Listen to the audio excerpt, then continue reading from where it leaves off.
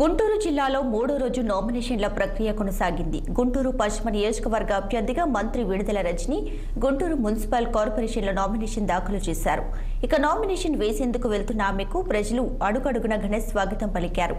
రాష్ట్రంలో ఏ రాజకీయ నాయకుడు ఏ పార్టీ చేయలేని విధంగా ప్రజలకు అనేక సంక్షేమ పథకాలు అందించింది సీఎం జగన్ ఒక్కరే అని తెలియజేశారు.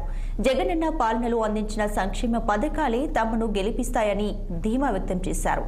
ఇక ఈ కార్యక్రమంలో గుంటూరు పార్లమెంట్ అభ్యర్థి కిలారి వెంకట రోషయ్య, లేళ్ల అప్పారెడ్డి, ఎమ్మెల్యే బద్దాలి గిరిధర్, ఎమ్మెల్సీ చంద్రగిరి యేసురత్నం పాల్గొన్నారు.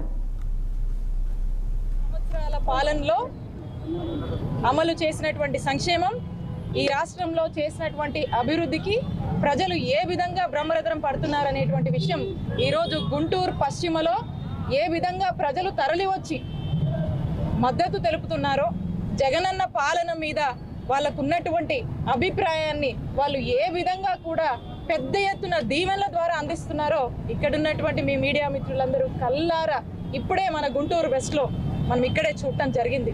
చాలా సంతోషంగా ఉంది. ఈ 5 సంవత్సరాల పాలన